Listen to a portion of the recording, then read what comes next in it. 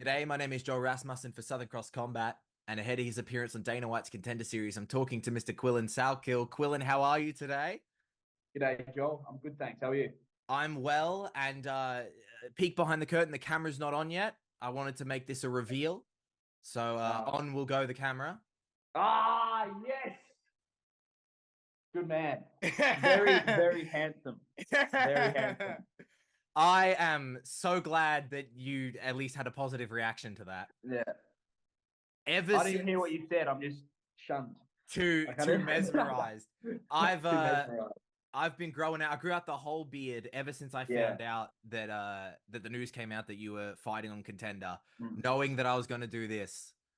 This is a few months in the making.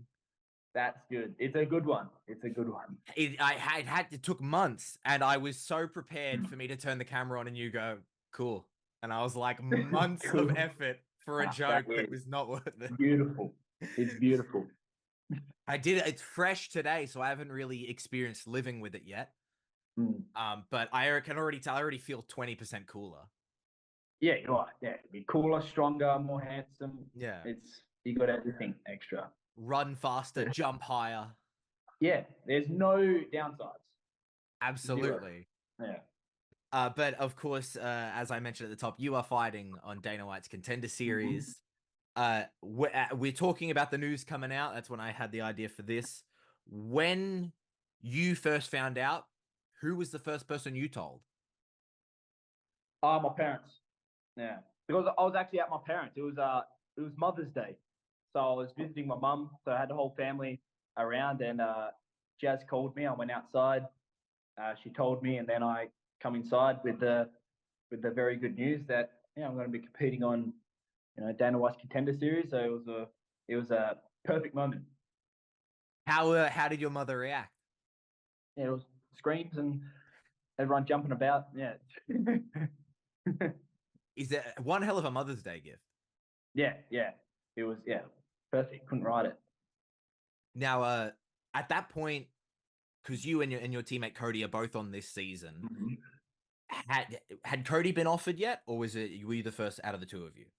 I was the first out of the two. He was offered, I think, a few weeks later. I think, yeah, something like that. It was a bit after.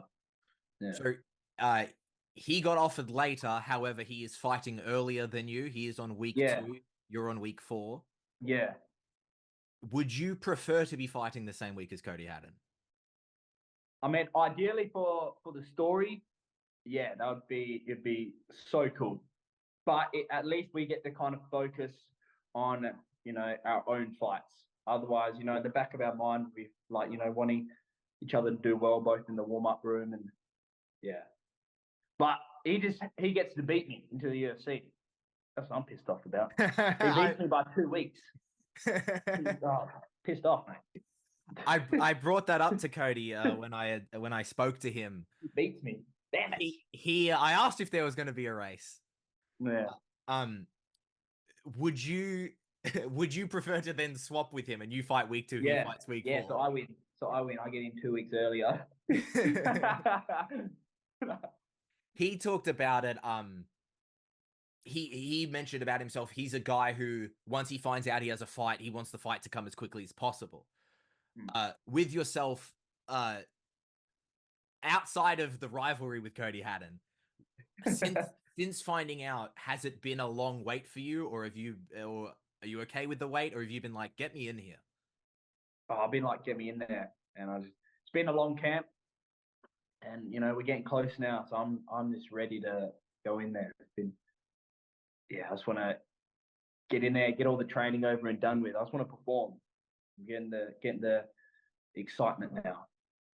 How has the camp been? It's been good, man. It's been everyone in the gym has got something coming up, and everyone's hungry. Get to spar. Everyone around my weight and get to spar Cody. We're both peaking at the same time, so the rounds are getting harder and harder as the weeks go on. So yeah, it's been a war camp, man.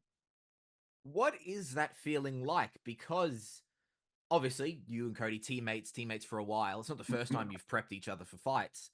However, for both of you, these are kind of the biggest moments of your career thus far. So, like, Yeah. what is that feeling like in the training room? It's intense sometimes. Sometimes the sparring rounds between us can be like, oh shit, like it's not like we're going like trying to kill each other, but in terms of like the pace and the output, it does feel intense. But it's no different than another fight. Now you are fighting Gage Young on the Contender series. Did you know who Gage Young was before finding out you had to fight him? No, I didn't have a clue. I'd search him up and found some footage, found some fights of him on his local regional circuit. So got to do a bit of study, I guess, and yeah, before finding out, had no clue. When I spoke to Cody, I asked him about his opponent, the same question, and he talked about how he didn't even get a say in signing the contract. Did you get a say in signing the contract, or did Jasmin call you up and just say, "You're on Contender, get ready"? Yeah, pretty much. She knows the answer. Doesn't Since matter what it. Yeah, the answer will be the same. Yes, either way, whoever it is, and yeah, whatever. Jazz knows me. Of course, and since finding out the opponent and the date and watching his footage, what do you make of Gage Young as a fighter? I think he's good. He's he's kind of patient and poised, and I think he's gonna look to shoot once I start putting a bit of pressure on him. He's gonna shoot, and I think that just with the pace I'm gonna put on, he's not gonna be able to last in there with me. It's an interesting thing because although we've got this little like bubble of Australian MMA media, because everyone's in the same space, you still kind of know each other. With Gage, he has done interviews about the fight as well. I saw you in another interview kind of talk about his interview meta right there. Yeah. What is that like? I suppose you're doing the same thing now, but like you don't know that guy, and he's saying like, "I'm gonna smash you. I'm gonna absolutely bring the dog out." Like, what is that like when you're like, "Dude, chill out"? Yeah, it's the game. I don't really care. He can say whatever he wants. I don't really take it to heart. It doesn't change the outcome of what's going to happen. So yeah, I really don't really give a shit. That's so fair. How does this feeling of going to Contender compare to the feelings you had before going to Road to UFC? Oh, I don't know. It's quite similar. I just know it's more not like guaranteed shot, but it's more high chance of obviously getting in. Like with the Road to UFC, it was no matter how well I performed, there was no like wasn't sure if I was going to get in or not, just getting my name out there. But now with this, I know if I put on a good performance, it's not guaranteed, but it's very more, it's much more higher chance that I'm going to get signed opposed to Road to UFC. When you look back on the fighter that you were when you got that Road to UFC opportunity, and before I finish this question, just for those who are watching who may not know, Quillan had an opportunity on Road to UFC and his opponent pulled out. So Quillan didn't lose a fight. He didn't get an opportunity to fight. Just because I don't want to make it sound like you lost. Yeah. When you look at the fighter who flew over and was going to fight on Road to UFC compared to the fighter now who's going to fly over and fight on Dana White's Contender series, what are the differences that you see? And I'm just bigger, better, faster, stronger than that guy a year ago. Because it was pretty much a year ago where all that unfolded. So I have a whole 365 days pretty much of advancing my own skill set and body. So I feel like I'm twice the fighter than I was then. When you look back on that year, and of course that, when that moment happens and the opportunity goes away, heartbroken, very sad. Would you have guessed that within a year from then, or roughly a year from then, you'd be back in this position fighting for a UFC contract?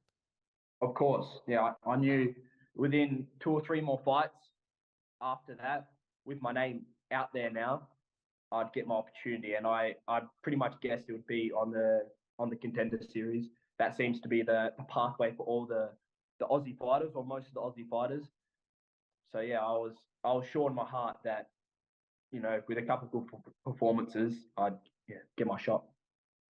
As we mentioned at the top, Cody Haddon and the team are fighting 2 weeks before you.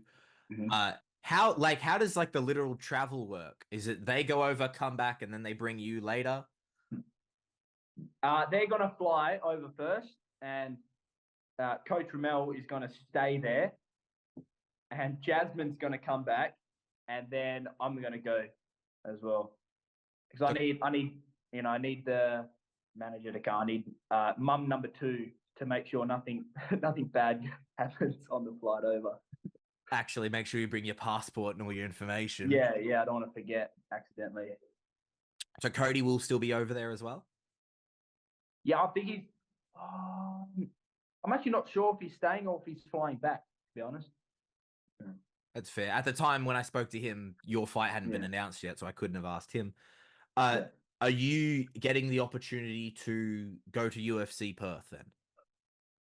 No, man, hard to get tickets. They're expensive.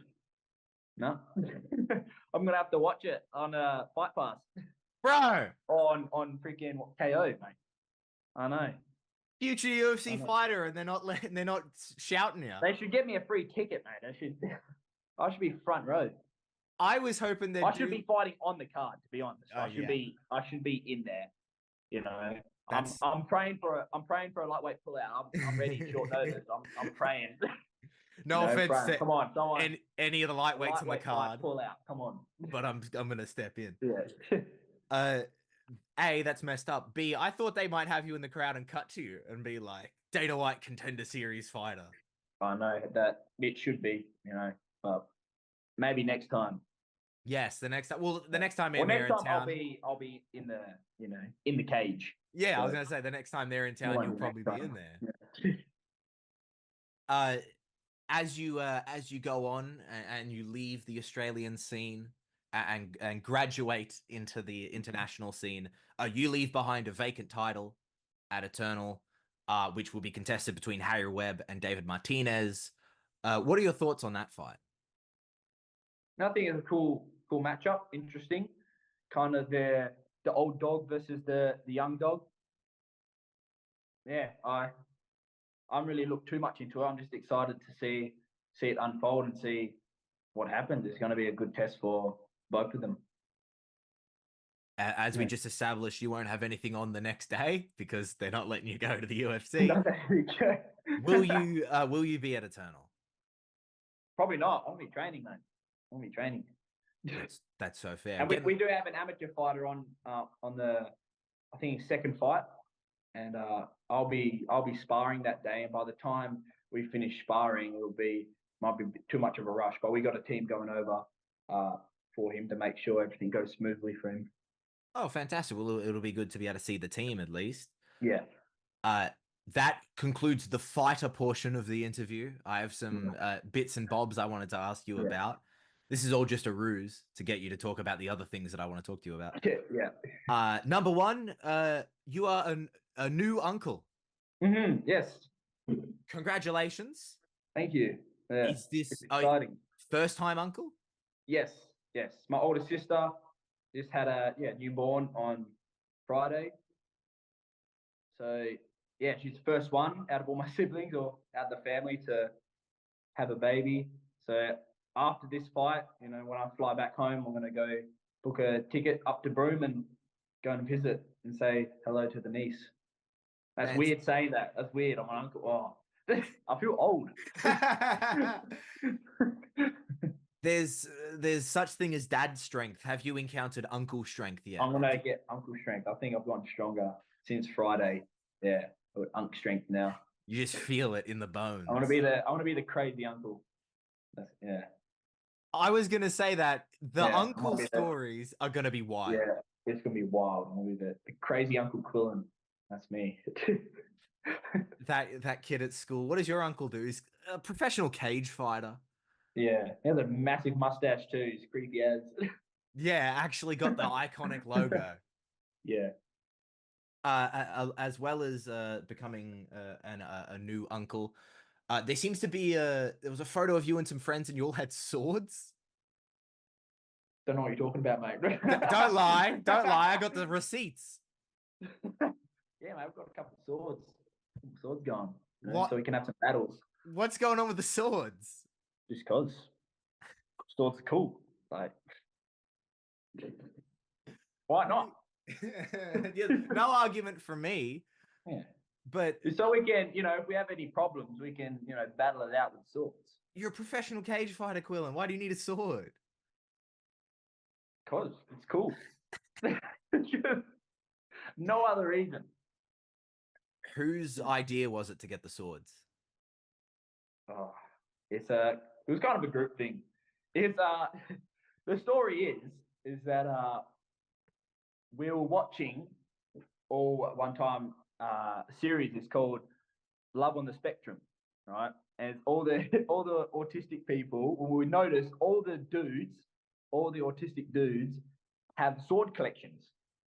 And it was funny because we were talking about getting some swords before that, and we're like, oh shit, there's something wrong with us? Are we, we'll have some questions. So then we decided to, go all in and get some swords anyway. Got diagnosed by the TV. Got diagnosed by the TV. Yeah, we found out. Don't need to go to the doctors. We got a sword collection now. So what type of sword do you have? Oh, it's they're all I think cosplay swords, all from anime. I only get it. My mate got them. There's two from Bleach and one from the Naruto series. And they're pretty cool. Are you a big anime guy? Not big, but I'm into some of the shows. You dabble? Cool one. I dabble. Yeah, I dabble. What shows do you watch? I've seen all the Naruto series, Death Note and Attack on Titan. When you say they're cosplay swords, are they like foam or are they metal? They're metal. Yeah. Woo-hoo. They're metal. Yeah. They're proper, mate. They're proper. Of course. That ain't a knife. This is a knife. This waiting for an intruder to come in so I can. They're not sharp, but they do a bit of damage. Yeah, when you're swinging them, I bet they do some damage. So they live at your house though. So you are the keeper of the swords? Oh no, they're just in the living room. My housemate my mate who owns the house. He's the keeper of the swords. He's the one that purchased them. I see. He's the cash, mate. He's the cash. Of course, you're the muscle of the operation. Behind the sword. Of course, you're just the muscle. Yeah, I'm just the muscle, mate. How does the team and Jasmin and such feel about you having sword fights this close out to a fight? They don't have a say in the matter.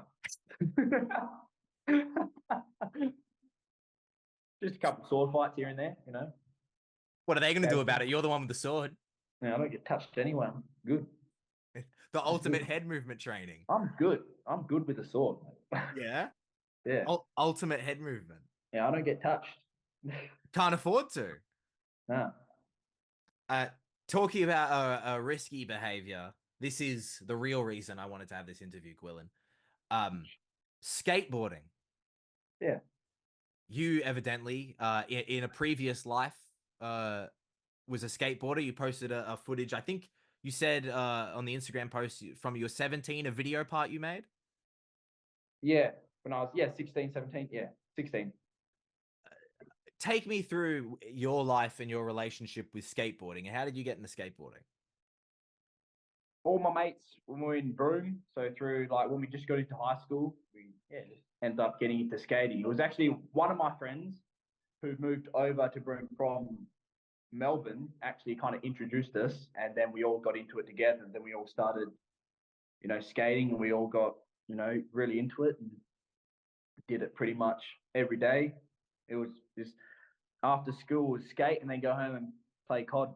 That was the life. Dream life. Things were so much simpler. That was the dream life. Yeah, go skate and hit some quick scopes and some trick shots on the MW2 and MW3. Yeah, we're living the dream. That video part that you posted, Obviously, that's a amalgamation of a few days, a few filming sessions. Was there one trick in particular that sticks out to you that was particularly difficult from that part, or just in general?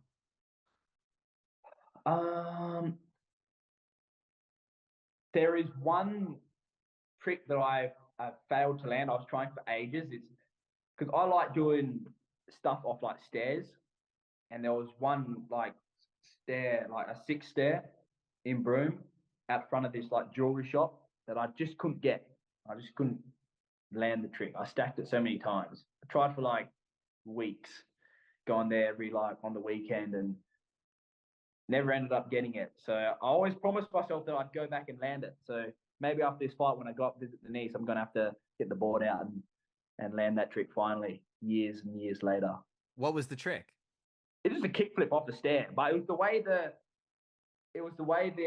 boards or like the flooring was leading up to the stairs, because it was like wooden planks, all straight, and then just before you reach the stairs, they went sideways. So you'd slow down. So you'd have to go really fast. And yeah, you just never happened, mate. The one that got away. The one that got away. I still think about it sometimes. Keeps me up. Late in Keeps bed me up at night. Yeah. And then at what point did the skateboarding turn into the MMA? Because in his post about you, your coach mentioned about how when you first came into the gym and all you had done in the past was skateboard. I was playing footy at that time. Oh, okay. So I went from skateboarding and then I got into footy, which I was playing when I was like younger. I stopped playing once I started like skateboarding. And then after a few years of skateboarding, I got back into footy, which is why I moved down to Perth originally, was to play footy. And then I got into MMA, and then I lost interest in footy, like a total 180 full switch. Just footy was my life, and then all of a sudden it's MMA is now. Were you a goofy or regular footed skateboarder? Regular, mate. I was regular. You ever bust out any switch tricks? Yeah, I could switch flip. Yeah. This is didn't have an awful lot of tools from the switch or the nollie side, but I could, yeah. My main thing was I could just kick flip and yeah, anything. I just try to kick flip any gap at any stair. Yeah. You did you joined this interview thinking it would be an MMA interview. It's actually a skateboarding interview. Sorry to drop that on you. Yeah, no, I'm more happy with the skateboarding interview. What did you have a favorite trick, either that you always wanted to do, not specifically like the kickflip down the stairs, but like just in general a trick, or did you have a favorite one? My favorite one was the tray flip. Classic. 360 kickflip. That's when towards the end of my skating career, I got down quite nicely. I could hit it, most times I tried to throw it up. But I always wanted to be able to grind like a handrail going downstairs, but there was none around to even try on, really, or none realistically that I could even attempt without, seriously hurting myself. I needed to start off small and then build my way up. And being able to grind a handrail would have been really cool to land. You said towards the end of your skateboarding career, however, not long ago, you posted a video of yourself doing a steezy yeah, kick. Mate, I still got it. What made you bust the board out again? Mate, when there's a board around, I got to hop on it and I got to do something. So what was it? There's calling. It was beckoning. Calling. It was calling my name. It wasn't me.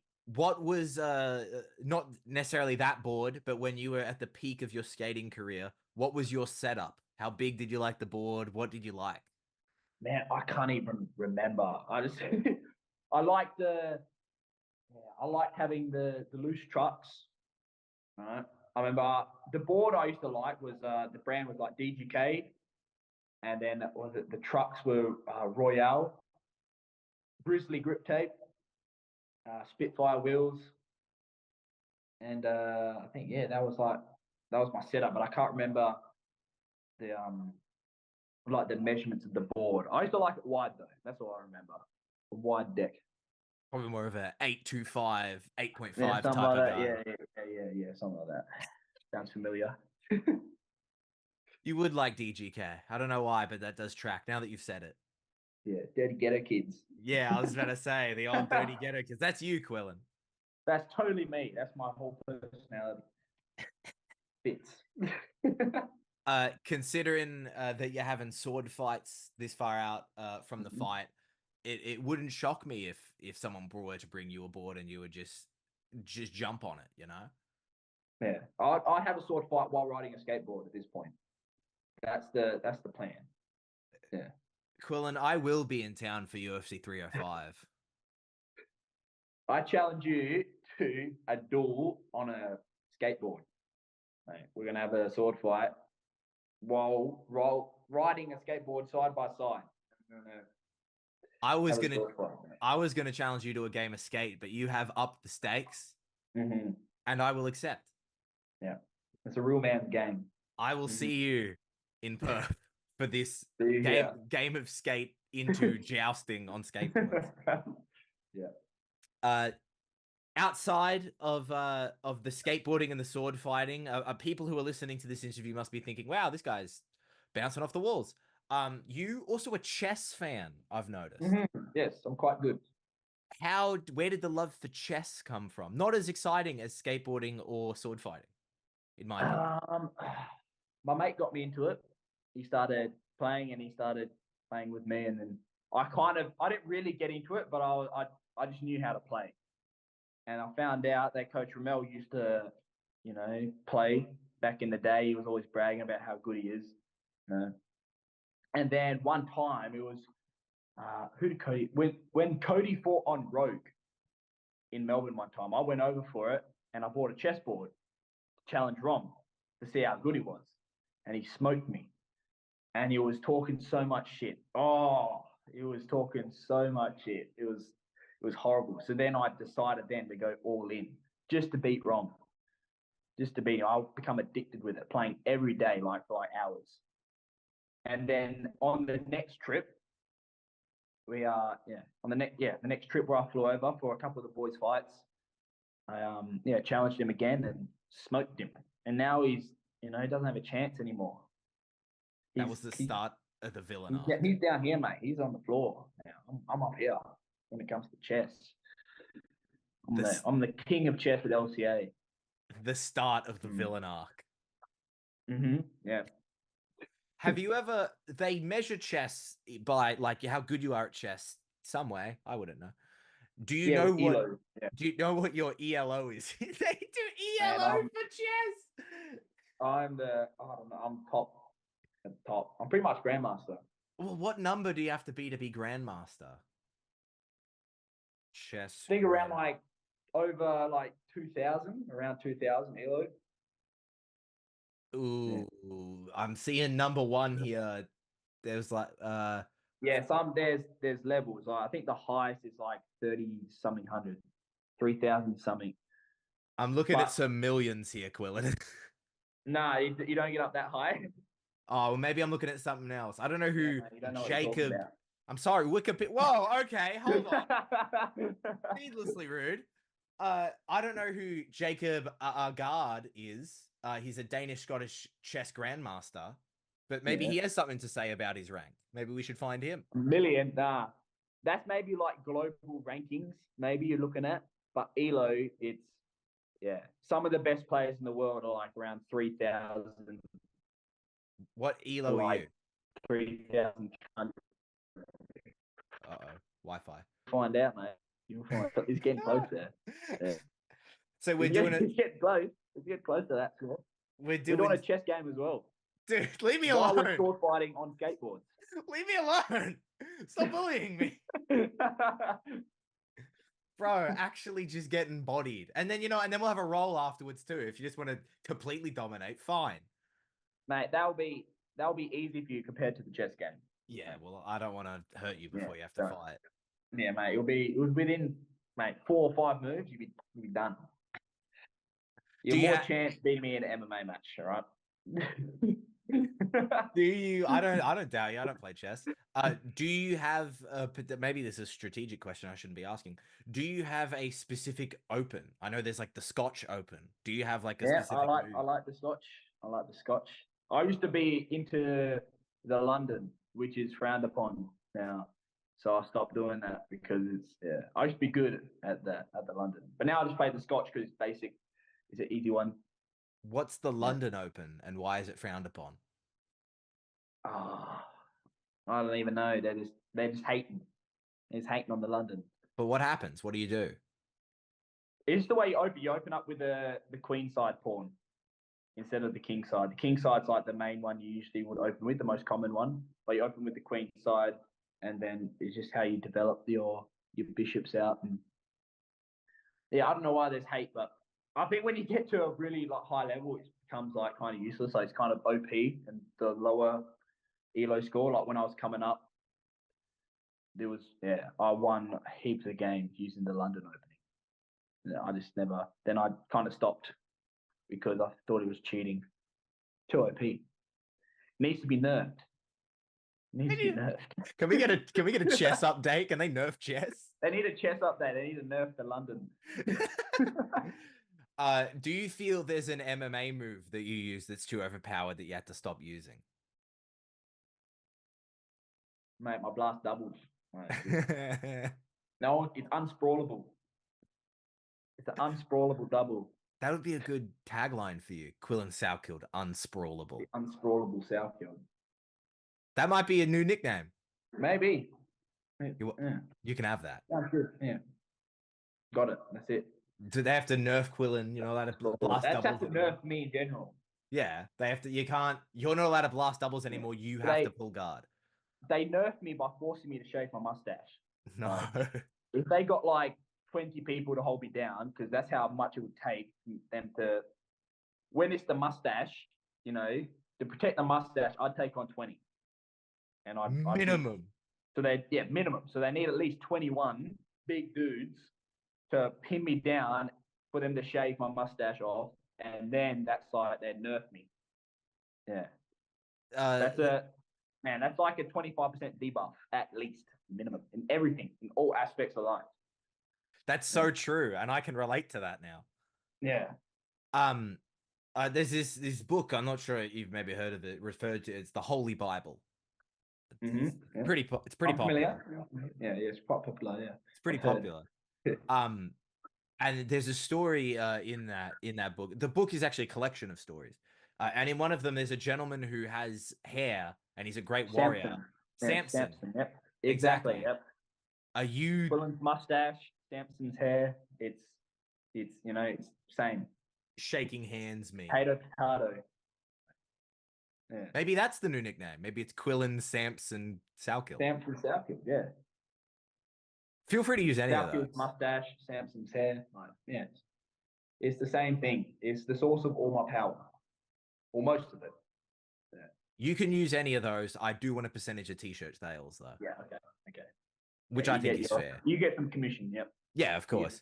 Yeah. You have a shirt coming out. Mm-hmm. How exciting is that? It's cool. Yeah, I'm pumped. It comes out next week. Has the design been revealed yet, or are they still blurring it?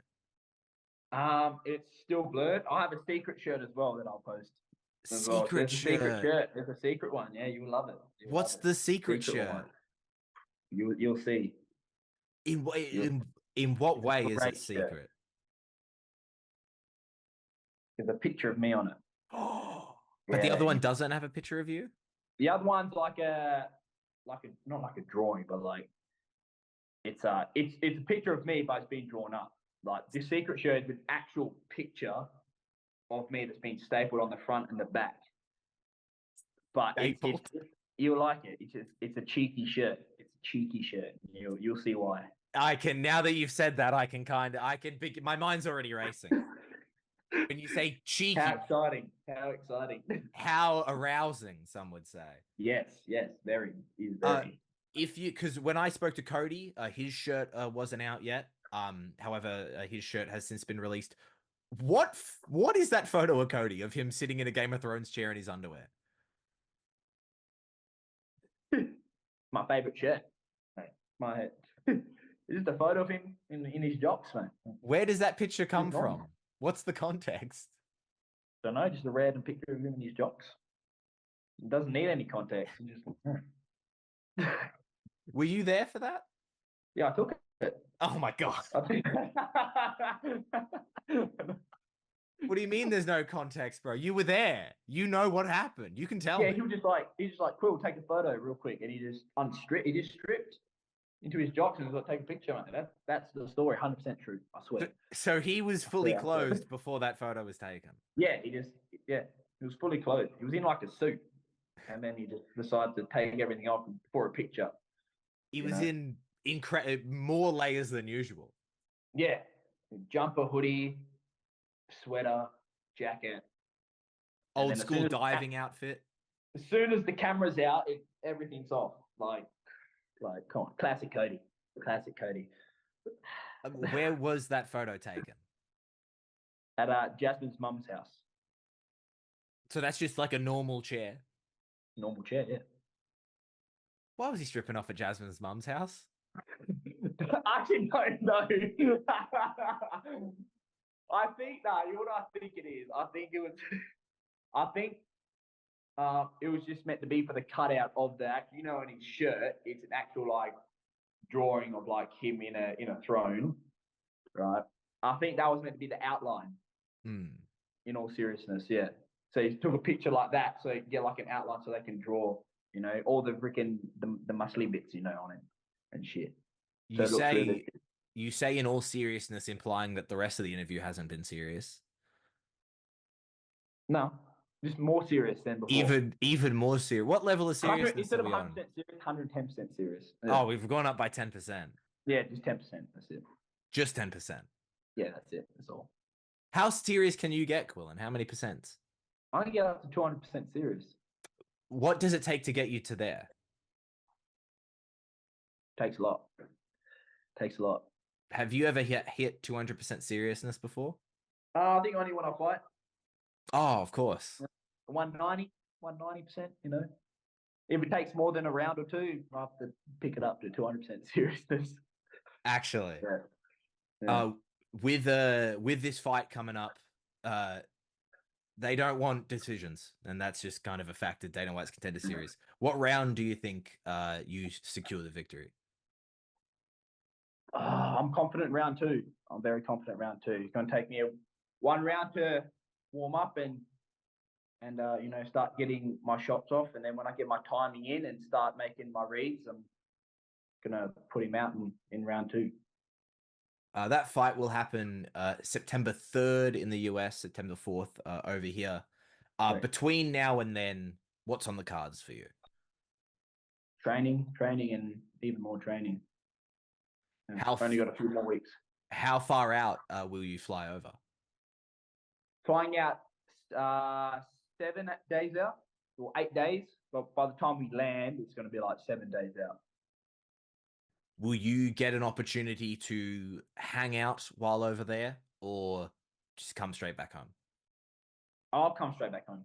No, I've got a niece to visit, so I want to come straight back and fly up the broom. Of course. Yeah. Quillan, all the Vegas strip clubs can wait a bit. You know, they can wait. You know, I'm coming. You know, I gotta come back. You know, family first. Okay. Of course. And you know what? Since you brought it up, since you say that, I'll talk about it. I saw an interview you did a while ago now talking about the dating life and about how you can't be distracted. Do you think you would find love at those clubs in Vegas? Nah, don't think so. This business, mate. Purely business.